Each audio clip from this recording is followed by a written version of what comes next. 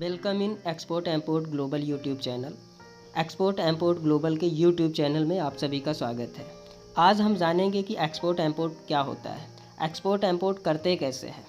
तो एक्सपोर्ट अपने कंट्री से किसी दूसरे कंट्री में जो माल भेजते हैं, जो प्रोडक्ट भेजते हैं, उसे एक्सपोर्ट कहते हैं। और दूसरे कंट्री के किसी भी प्रोडक्ट को अपने कंट्री में लाने का जो प्रोसेस होता है उसे इम्पोर्ट कहते हैं। एक्सपोर्ट एम्पोर्ट करने के लिए हमारे पास क्या क्या डॉक्यूमेंटेशंस होने चाहिए, एक्सपोर्ट एम्पोर्ट हम कैसे कर सकते हैं। तो एक्सपोर्ट एम्पोर्ट करने के लिए सबसे पहले हमारे पास हमारा प्रोडक्ट होना चाहिए। प्रोडक्ट ये माने रखता है कि कौन सा प्रोडक्ट किस कंट्री के लिए बना है। ये सारी चीज़ें हम आपको बताएंगे आगे के वीडियो में। तो हमारे पास प्रोडक्ट होना चाहिए, हम किस प्रोडक्ट को बेचना चाहते हैं। देन हमारे पास होना चाहिए एक्सपोर्ट एम्पोर्ट का लाइसेंस।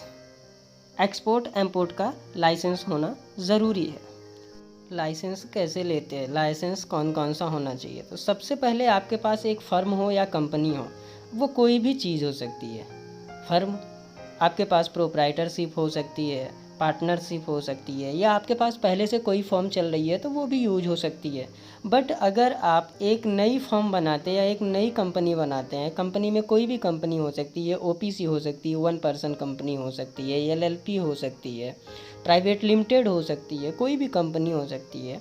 तो ये जो सारी चीज़ें होती है, जो कंपनी है या जो फर्म है, अगर आप स्पेशली एक्सपोर्ट के लिए न्यू रजिस्टर्ड करते हैं तो वहाँ पे आपको एक बेनिफिट मिलता है। बेनिफिट क्या मिलता है कि आप उसके नेम में ग्लोबली इम्पैक्ट्स या इस टाइप के वर्ड्स यूज़ कर सकते हैं, एक्जिम, ये सारे वर्ड्स यूज़ कर सकते हैं, जो एक आपको अच्छा रहता है, आपके कंपनी के लिए अच्छा रहता है, आपके बिज़नेस के लिए अच्छा होता है। ये सारी चीज़ें ग्लोबली चलती है, तो वहाँ पे आप इस टाइप के प्रोफेशनल सा लुक लगता है, आपको एक प्रोफेशनल सी दिखती है। तो ये सारी चीज़ें आप उसमें यूज़ कर सकते हैं। इसलिए ज़्यादातर बेटर होगा कि आप एक नई फर्म क्रिएट करवाएं या एक नई कंपनी बना लें, वो आपके लिए ज़्यादा बेटर होगा। देन आपको चाहिए होगा, आप उसका अकाउंट ओपन करवाएंगे, कंपनी का, फर्म का आप अकाउंट ओपन करवाएंगे। अब अकाउंट ओपन करवाने के बाद आपको चेकबुक मिलता है।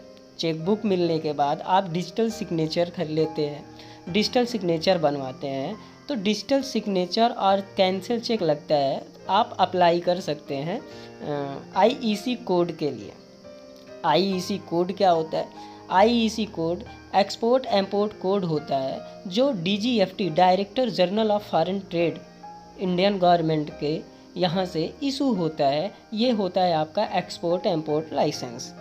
वो कोई भी इंडस्ट्री हो, इंजीनियरिंग हो, एग्रीकल्चर प्रोडक्ट हो, कोई सा भी हो, तो उसमें ऑलरेडी एक ही यही एक्सपोर्ट एम्पोर्ट कोड काम करता है। और आप जो है इसको अप्लाई करते हैं, जब ये आपको मिल जाता है, आईईसी मिल जाता है, नॉर्मली 2 से 3 दिनों में मिल जाता है आपको, 4 दिनों में। तो आप इसको लेने के बाद आपको एक लेना होता है आरसीएमसी। आरसीएमसी रजिस्ट्रेशन का मेंबरशिप सर्टिफिकेट होता है। ये जो है, जो आपको गवर्नमेंट सब्सिडीज़ वगैरह देती है, ये बहुत ज़्यादा उसमें आपको यूज़ में आता है। इसके थ्रू जो है, जैसे कि अभी 10% सब्सिडी चल रही है, आपको कोई भी प्रोडक्ट आप एक्सपोर्ट करते हो तो वहाँ पे 10% की सब्सिडी चल रही है। तो उसको लेने में ये ज़्यादा अच्छा रहता है, बिना इसके लेना तो थोड़ा सा मुश्किल हो जाता है। और ये सारी चीज़ें आप कर सकते हैं। तो इसको करने के बाद आप आरसीएमसी लेने के बाद में आप कंट्री फाइंड करेंगे कि हमारा प्रोडक्ट किस कंट्री में एक्सपोर्ट होगा, किस कंट्री में बिक सकता है, कहाँ पे बिकेगा, वो कंट्रीज़ कौन सी है। तो बायर फाइंडिंग के लिए हम एक अलग सी वीडियो आपको दे देंगे आने वाले टाइम पे। प्रोडक्ट कोई भी सा भी होगा, मैं बताऊंगा उसमें कि कैसे बायर फाइंड करना है आपको। तो ये सारी चीज़ें लेने के बाद आप जो है एक्सपोर्ट कर सकते हैं। और उसके लिए फिर क्या आता है कि जैसे आपको फिर ट्रांसपोर्टेशन होना चाहिए, कंटेनर कैसे बुक करना है, कंटेनर का, एक कंटेनर में कितना आपका प्रोडक्ट जाएगा, 20 टन जाएगा, 40 टन जाएगा, कितना जाएगा। तो क्या अब यहाँ पे बात ये आ जाती है कि एक कंटेनर में क्या हमको अगर 1 टन माल भेजना है तो हमें पूरा कंटेनर बुक करना पड़ेगा? ऐसा नहीं होता। आपका 1 टन माल है तो 1 टन माल के लिए जितने स्पेस की आवश्यकता है आपको, आप उतना ही बुक कीजिए। और आपको बुक करने की ज़रूरत नहीं है, आपको उतना ही किराया, उतना ही पेड करना पड़ता है उनको। ये सारी चीज़ें हम लोग आगे डिस्कस करेंगे और हम आपको बताएंगे कि कैसे आप इन सारी चीज़ों को कर सकते हैं। अब आती है बात रजिस्ट्रेशंस की, तो रजिस्ट्रेशन आप खुद से भी निकाल सकते हैं। आपकी एक अच्छी सी वेबसाइट होनी चाहिए, आईसी कोड होना चाहिए। अभी आपको मैंने बताया आईसी कोड और वेबसाइट होनी चाहिए, आरसीएमसी होना चाहिए और फिर आप जो है डॉक्यूमेंटेशन। और हाँ, एक चीज़ आपके पास होनी ज़रूरी है, वो है आपको नॉलेज होना चाहिए। बेसिक नॉलेज तो होना ही चाहिए कि कैसे आप एक्सपोर्ट इंपोर्ट को कर सकते हैं। अब दूसरी बात आती है कि हमारे यहाँ तो पोर्ट नहीं है, मैं कैसे कर सकता हूँ ये सारी चीज़ों को।